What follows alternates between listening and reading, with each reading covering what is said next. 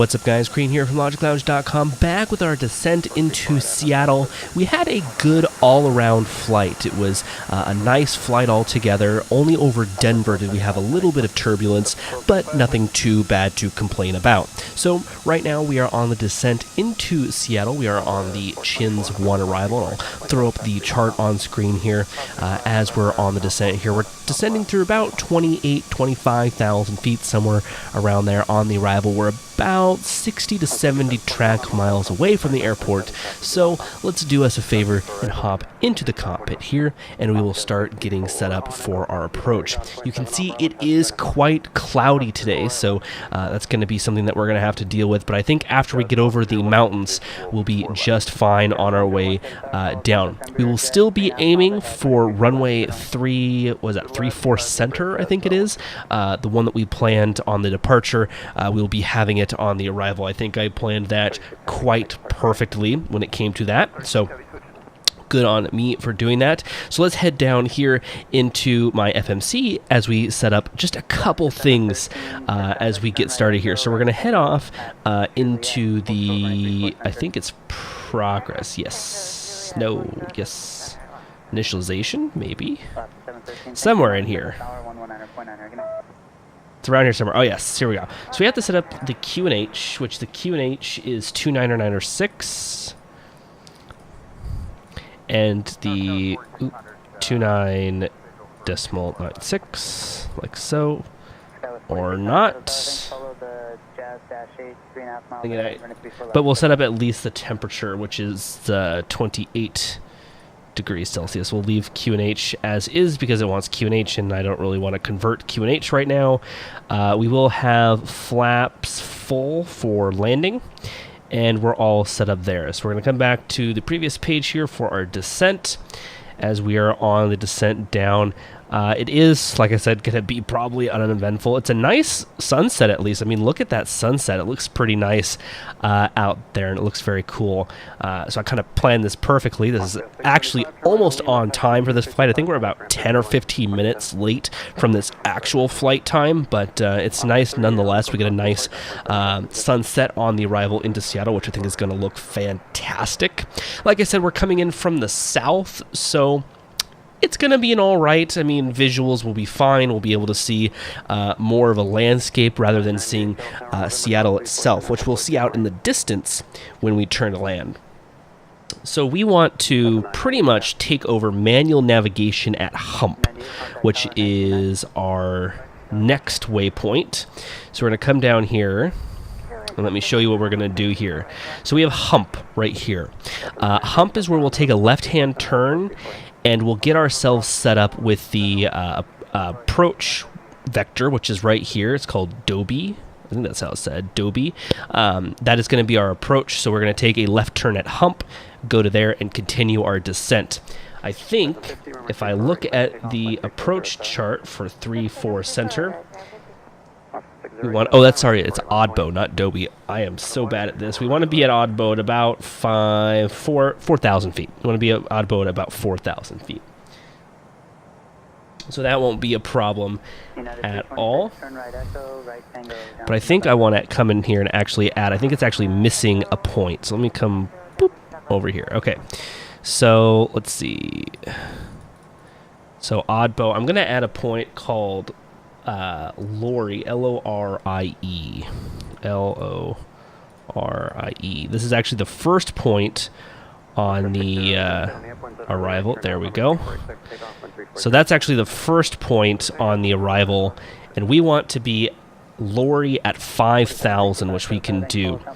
Right now I have us dialed in at 7,000 because of the high mountains on the east side of the airport.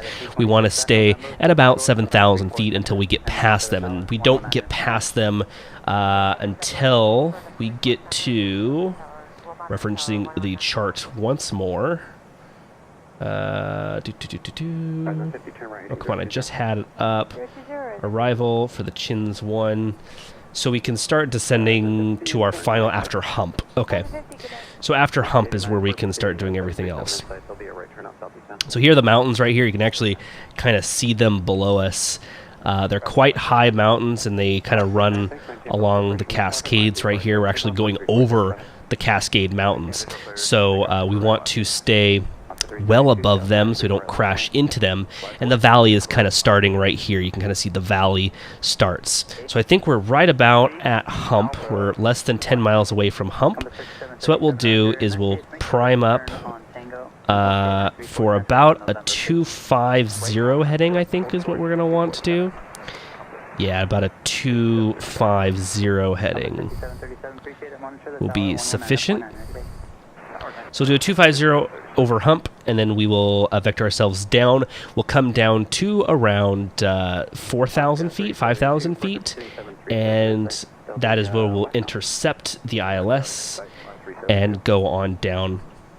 Now, because this is an Airbus aircraft, it has dialed in most of the things for us, so right now it's just kind of managing the descent here, giving our manual inputs when it comes to descending down, and our navigation. So we're coming over Hump now, so we're going to start our left turn to 250.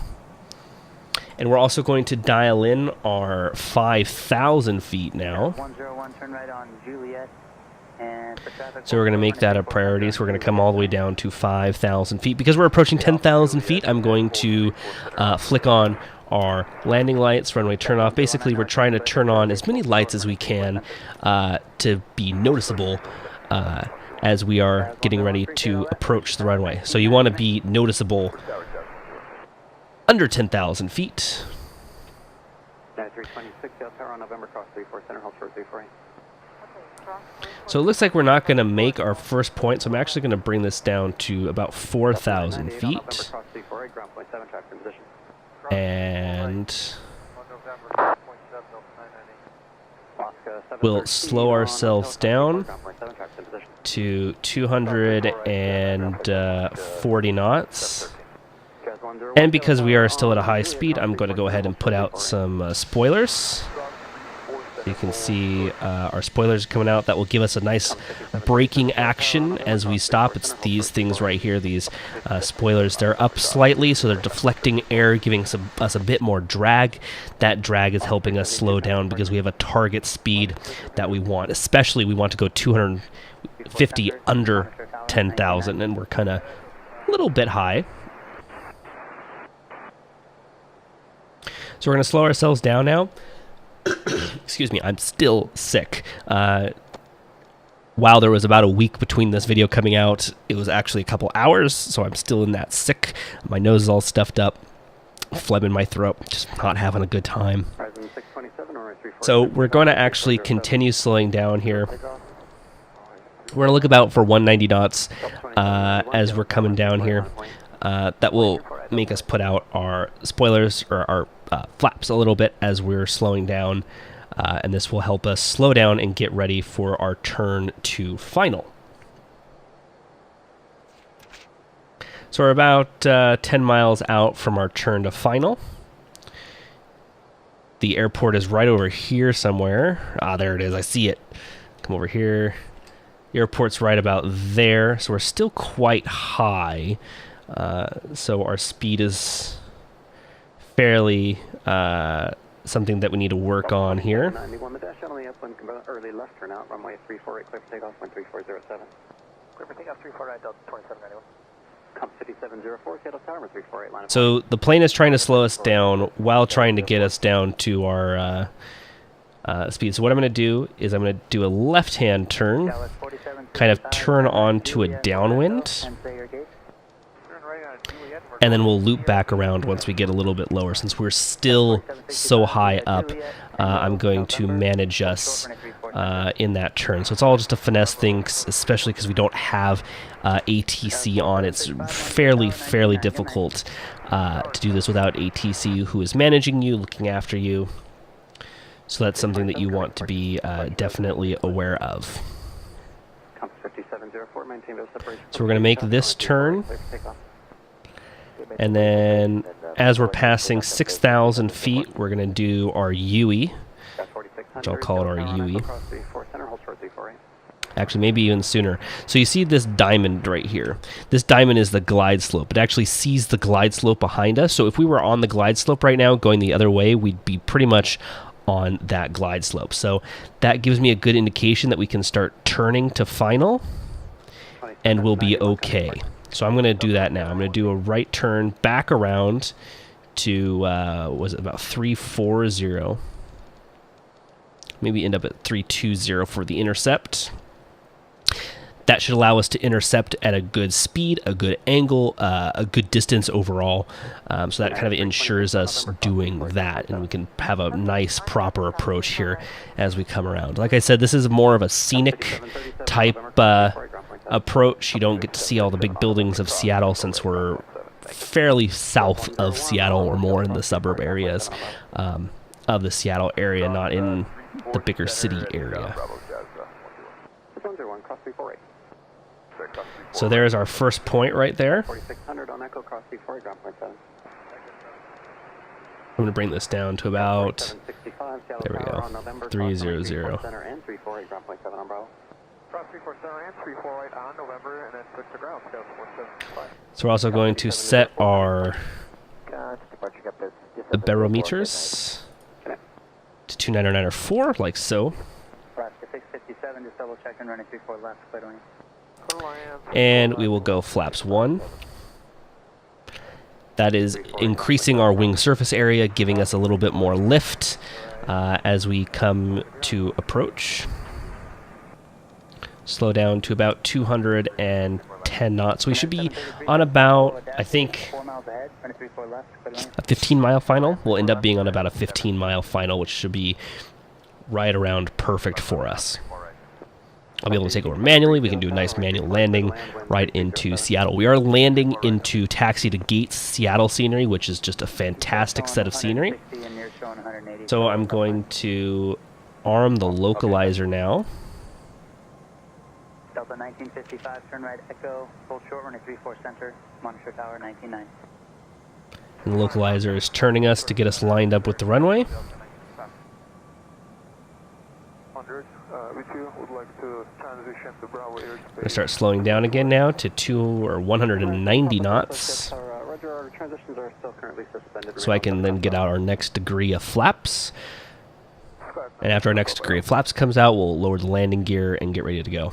So we're going to do auto brake on medium today. I'm going to arm the spoilers. So you can see our glide slope is starting to come down now, so I'm going to arm our approach. And our approach will capture the glide slope and bring us down. You can see there's a cloud in the way, so we can't necessarily take a visual approach as of right now. So I'm going to continue. Now that we're about to get on the glide slope, we're going to come down to about 170. 170 is about what you want to be at on the approach. And we'll go out to flaps 2.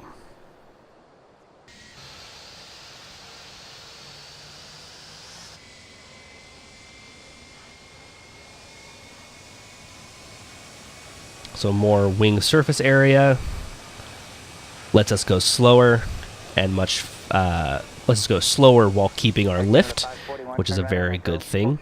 So if you see us freezing, I think that's actually the auto-saving feature. It tends to auto-save. So it looks like there's actually a plane we might see.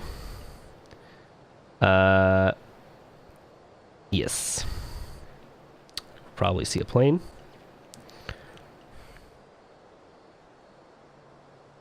So we're about 7.5 miles out now from the runway. We're now going to slow to our final approach speed, which is, I think, 145. I'm not sure. Let's come back here to our performance page. 155, it looks like. Tower left 787, visual to the left. Last to 787, Seattle Tower, follow United Airbus 4 miles ahead, running 34 left, clear lane. 2,500. Our V approach is 148, is what it is. That was close. All right. So we're going to put gear down.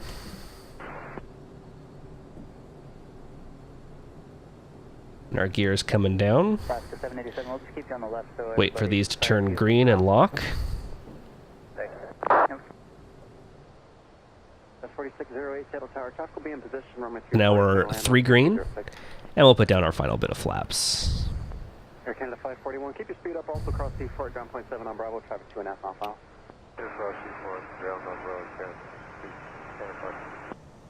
So now for our approach checklist. Landing gear is down, signs are on, cabin is ready, spoilers are arms, flaps are full. So we're at the outer marker now.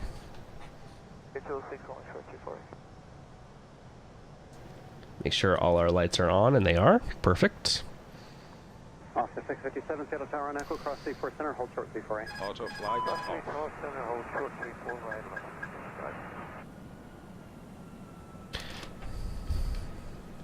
So I'm taking manual control now of the aircraft.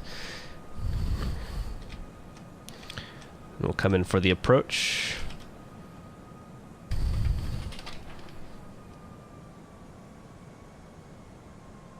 I think we're a little bit high, but we should be fine.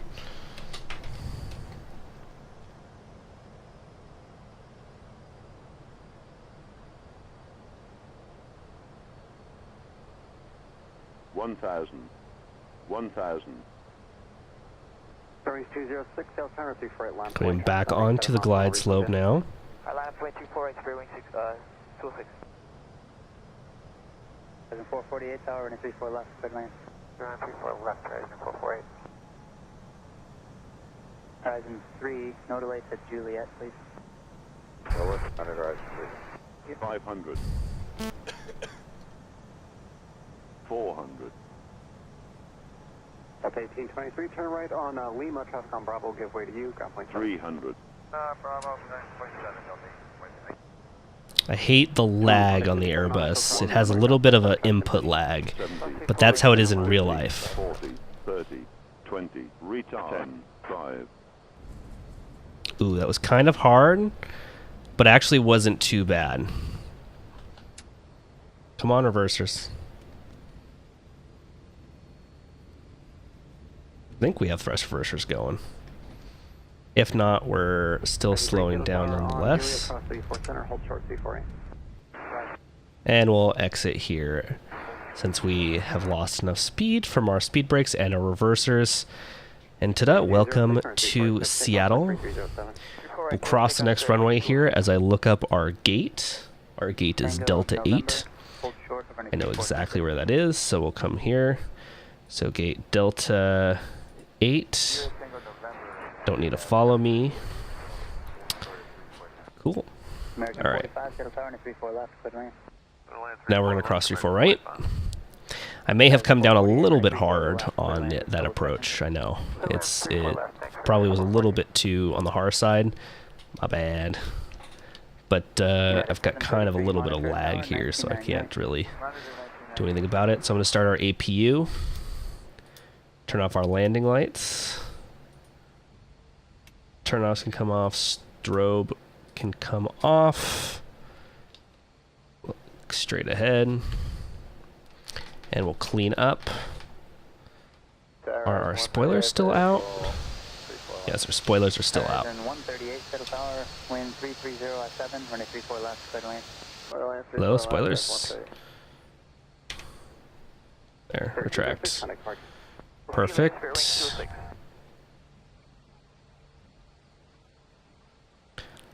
So, according to Seattle's parking procedures, we need to go around this left side of the north satellite. I don't think it's that turn, but I think it's this turn that I need to go down. We'll be at Delta 8. Let me double check my ground chart here on Delta 8. Okay, Delta 8's that one. Okay. Now we're coming into the ramp area right now. Oscar 787, Seattle Tower on Echo, cross 34 center, hold short 34.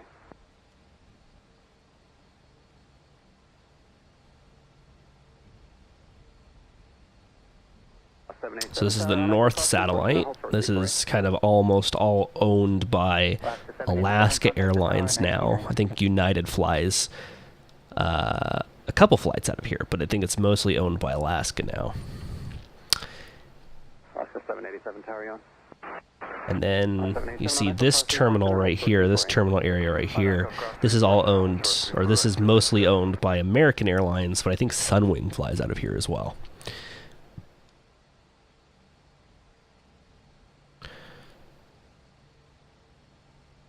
So there's our gate right there. That's 4608. You can turn right on Lima Pass behind the dash 8 there. And I think I need to do... Oop. And just change to the nighttime textures. Saw them pop in there. So this is kind of like a side-in gate, so we'll kind of... Plus 87 on Echo Cross 34, ground point 7. Echo, cross 34 right, ground point 7, line 787.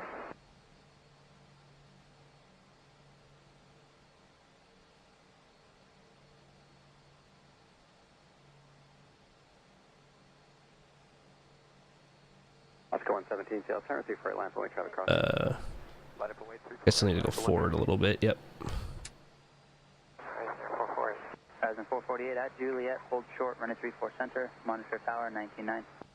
Hold short, 34 center. 3, 2, 1. Stop! Boom. Cut the engines, I think our... Let's go 117, we're in 348, clear for takeoff, 13406. Clear for takeoff, Alaska 117. APU bleed is good. So engine 2 coming off and engine 3. And we'll come down here to the ground services.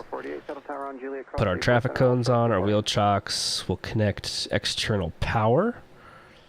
And now that external power is connected, we can turn off the APU.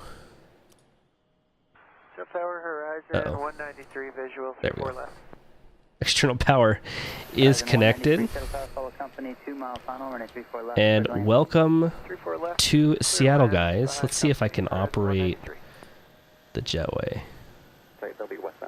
Not gonna actually work, maybe.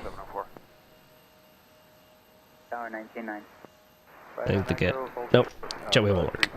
But welcome to Seattle, nonetheless, guys. We made it. Oh, could probably turn off some more lights here. So let's turn off our beacon, come off, wing can come off, nav logo stays on, our nose light comes off. There we go. So here we are, guys. Thank you so much for watching. I hope you enjoyed our flight into Seattle. I hope that it was as exciting as all of you guys have thought when you've all requested for me to go into Seattle.